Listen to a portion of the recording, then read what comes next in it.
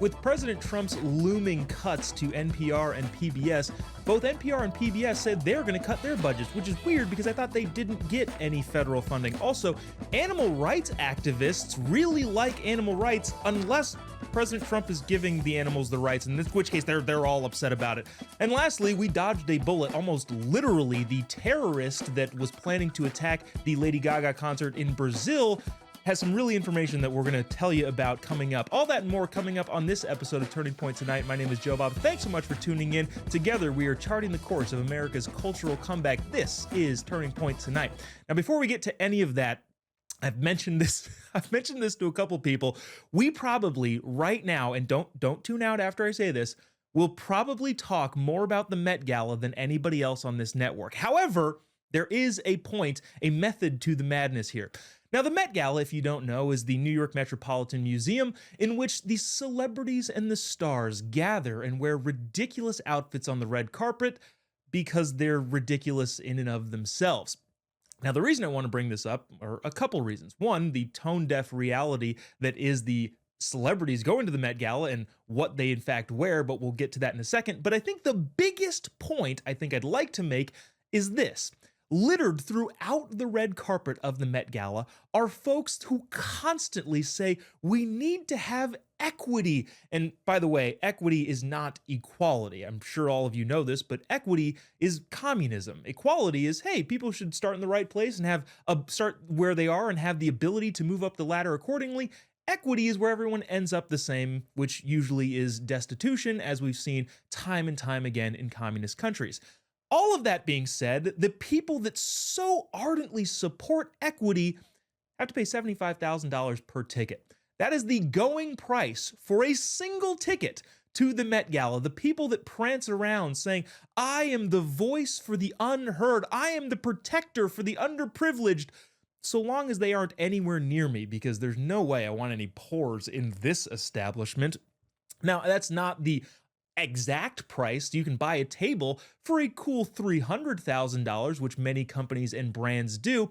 But the bottom line, it is dang expensive to get into an event in which the majority of the attendees claim to be advocates for the less fortunate.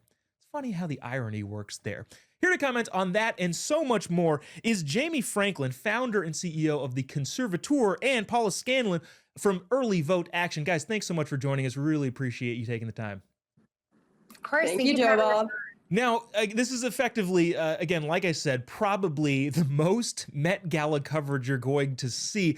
But I want to get both your opinion on this. The theme for the night was super fine, tailoring black style.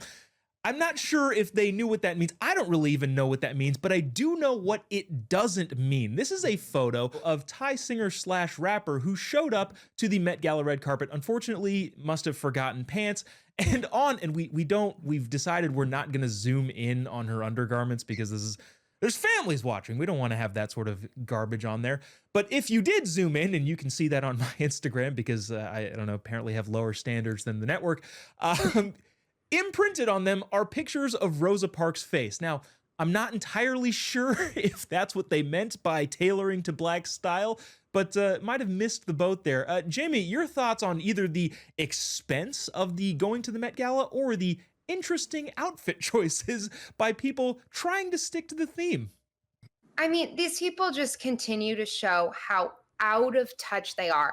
And it's disappointing. You know, we run a fashion magazine. We love fashion. These events should be really fun, but it's really hard to give these people attention. And it's really hard to talk about these outfits and enjoy the event that we used to enjoy even like 10 years ago, because these celebrities are just so insufferable. And it's just outrageous, this event. Honestly, I really don't love anybody in the celebrity class anymore. So I almost just turn the page when anyone's talking about the Met Gala, because it's just, we can't get on board the average American anymore. And we just know that these people like despise, I mean, the three of us on our panel and anyone else who thinks similarly to us. And the outfits are also just becoming increasingly outrageous, and they always love to throw some politics in there, which is ridiculous. And I think, I don't know, those underwear is very disrespectful to Rosa Parks, I would say, who obviously was a great American. and achieved a great thing. So I don't even know what to say about that. That we're here as a culture that we're putting her on underwear. Like it's disgusting and it's disgraceful, truthfully. Yeah, I don't know if I could be able to get away with my Frederick Douglass booty shorts on the Met Gala. Um, so, Paula, speaking of out of touch, let me show you another attendee of the event. This is Kamala Harris there. Speaking of out of touch, again, not a single person that I know in this country that is more out of touch than one Kamala Harris. Paula, I asked Grok X's chat AI if, hey, were there any like outspoken Trump supporters at the gala? And they said the most that they could find was Elon Musk in 2022 before he was an outspoken Trump supporter. What does it say about the culture that nobody from the right side of the aisle, it appears, goes to this? And two, just the irony of the $75,000 ticket. And the ticket prices are insane. I mean, I'm not surprised though, okay? Would you see a conservative at a clear race baiting title? I already forgot what you said the theme was. All I heard was the word black. I'm confused. Every single year the Met Gala has a theme, and I don't know what it is. Any of the times I'm so confused on what the point of these outfits are, and then I hear the theme and I imagine something, and then the outfits they're wearing are completely different than what I'm even imagining. To me, it's just the whole thing is wild. But when I think of going to a gala, and we've been to our fair share of galas, and I've been to galas with both of you guys on this panel, I would never wear something that's exposing your body. And many of the outfits, not just this year, are always, someone's showing up in underwear, someone's showing up in like a outfit that shows their entire body. And then of course you have AOC's tax the rich dress from a couple years ago, which we'll never forget about. And I think that shows you the exact clientele that they're catering to for this event. So why would a conservative ever have any reason to be there? I see none. I live in New York City, and honestly, Met Gala Monday is my least favorite day of the year because I have to hear about these people and I have to see outfits online that I don't want to see. And honestly, I wish I was out of town yesterday when this happened, to be honest. Yeah, can't blame you. AOC's tax the rich also was ironic because I think at the time prices for tickets were only $50,000, but of course she's fighting oligarchy and with what she's doing. Moving on here, I think this is really interesting, especially given how they themselves have tried to spin it. President Trump has issued an executive order, or last week was talking about an executive order where he was going to yank funding from the organization that funds effectively PBS and NPR. Now, we talked about how that whole kind of triangle works in terms of the funding, but NPR has specifically said numerous times, well, no, we don't get any federal funding, or our federal funding accounts for less than 1%. And yet the Wall Street Journal out today with an article saying, well, NPR and PBS are frantic, saying they're going to have to cut resources. What? That's interesting. Jayme, I'm not sure, I'm not great at math, but I think a 1% decrease in funding, if that were true, wouldn't be that big of an issue. And yet for some reason, NPR and PBS are scrambling. Why is that? I mean, they need to cut all funding to this. Cory Booker was out today trying to defend NPR as some cultural sanctuary for Americans. And I'm like, oh my God, what would Americans do without finding the white supremacist origin of dinosaurs? I think that was like legitimately an article. It's funny, like living in DC, I'll get in Ubers and they're listening to NPR and I'm like, this is genuinely brain rot for our country. They offer nothing of substance whatsoever. It's like the smallest gripes, and it's a bunch of like middle-aged boomer women just complaining and having a therapy session like on the radio. And I'm just like, who needs to hear this? And they should cut the funding completely. I really think President Trump should, because the taxpayer should not be funding liberal women, blue-haired women's like therapy sessions and talking about the racist origins of a bicycle. Like that's genuinely what that is all about. This week on NPR, bicycles might be racist or come from racism or whatever.